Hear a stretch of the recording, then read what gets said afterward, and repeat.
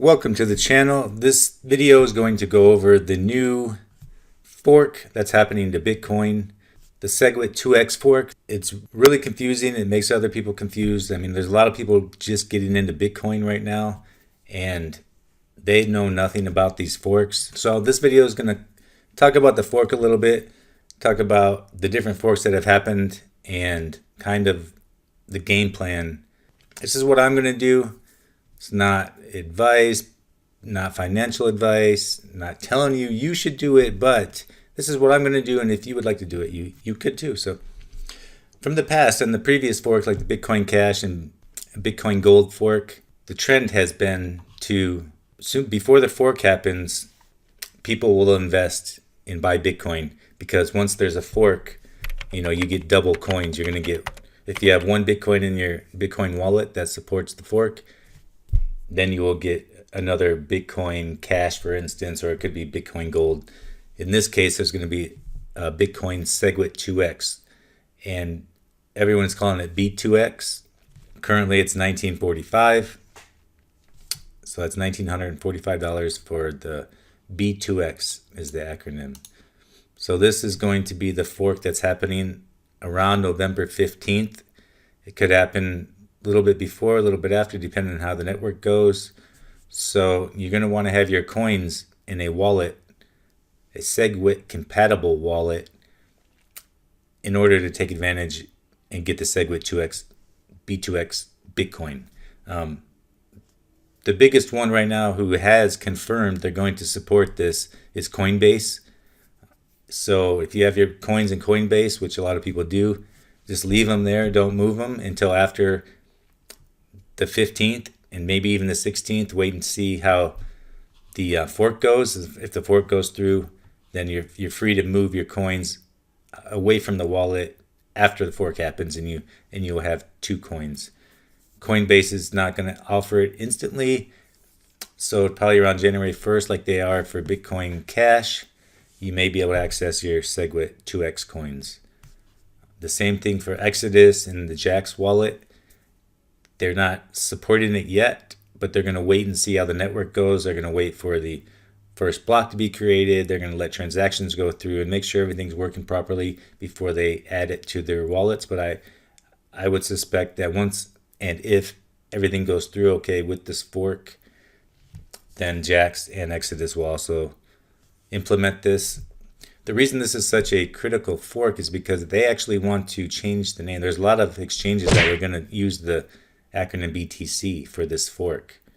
And so it's a good thing that Coinbase is going to name it B2X, because, talk about confusion. If these exchanges are using BTC and it's not really BTC, what people aren't going to know what the real Bitcoin is. Hold the Bitcoin. So it's a good time to buy Bitcoin because the price should be going up. Yeah, I would just hold Bitcoin. Out of all these business opportunities, all these ICOs and like BitConnect and ETHConnect and these type of programs where you want to invest crypto and make money back, really the best thing to do is hold Bitcoin. If you invest in Bitcoin, 9 times out of 10, unless you're like the startup of an ICO or you're creating your own coin or something, but if you're just putting money into the system, if you put just your money into Bitcoin, and this is the BTC branch, the Bitcoin Core, Bitcoin, then you're probably going to make out. And if you think about it, all these other programs, they need Bitcoin to survive. They're all based off Bitcoin. As long as Bitcoin does well, all these other altcoins will do well. If Bitcoin starts to crash and go down, every other coin is going to suffer.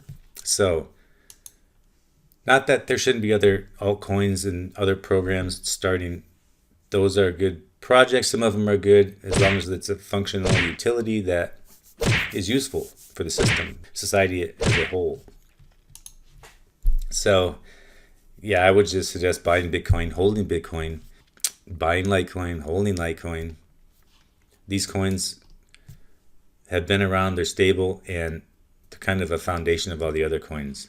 Ethereum is like the breeding ground of ICOs. I think it's brought a lot of money into the ecosystem, but it also has brought a lot of negativity and a lot of regulations. Like, we wouldn't have all these countries. China wouldn't have banned cryptocurrency exchanges if it wasn't for Ethereum and all these ICOs. So there's always a downside to this greed that we see in the system. It's the same thing with BitConnect and all these lending programs. It's just not sustainable, and it's just betting on people making a bunch of money fast, and then someone's going to lose because they got to get that money from somewhere. And these things don't help the ecosystem. They really don't help. I think they do more harm than good. So just buy Bitcoin, hold Litecoin. If you like some other coins, hold them, buy them. But let's get back to the fork. So when this fork happens, you're going to get an equal value of the B2X. So if you have one Bitcoin in Coinbase, after the fork, after Coinbase implements this new chain, you'll have the equal value. So you have one Bitcoin and you'll have one B2X coin. So that's how the forks work. It kind of copies the blockchain from a certain time and splits and creates a new chain. The first blockchain, Genesis Bitcoin blockchain, was on January 3rd, 2009. And then around December 27th, 2014, we had Bitcoin XT. They forked off the Bitcoin Core, created a new blockchain. And then 2016, we had Bitcoin Unlimited, forked off. Then we had Bitcoin Classic that forked off. Recently, we had Bitcoin Cash. And then the Bitcoin Core implemented SegWit, which they removed the signatures from the blocks to try to save space. And then we have Bitcoin Gold that forked. It created its new chain. And now we're having SegWit2x that's going to be forking off. So all these come off the main chain, and these developers change codes. Developers argue and they don't agree with the way Bitcoin should go. And Satoshi's not here to set anybody straight or say, no, this is how it was, this is how I thought it should be, or this is a good idea and let's do this. So he's not here, and we don't have any guidance in the system, and developers are arguing about how they think the future should go. And some forks are good, some forks can actually help the economy, the ecosystem, and some forks are bad. A lot of negative information coming out about SegWit2x, how it's a forced fork, it's not really needed right now. The Bitcoin Core has already implemented SegWit. I've heard Bitcoin Core say that they're going to actually increase the blockchain size in the future from 1 megabyte to maybe 2 megabytes, and they just haven't figured it out yet. They're trying to work it out because you can't rush into changes like this. So that's the problem. SegWit is going to go ahead. They think it's going to help the ASIC boost, like all these miners. It's going to be more centralized. Everyone is going to kind of watch after the fork. Even the exchanges and wallet developers are going to wait and see what the market does. So some of them actually wanted to wait and see if SegWit2x took over more value than BTC. Then they wanted to change SegWit to have the BTC code, and the BTC would fall out. So it all goes on who's mining, who's processing transactions on the chain. The highest power hashing is going to control the blockchain.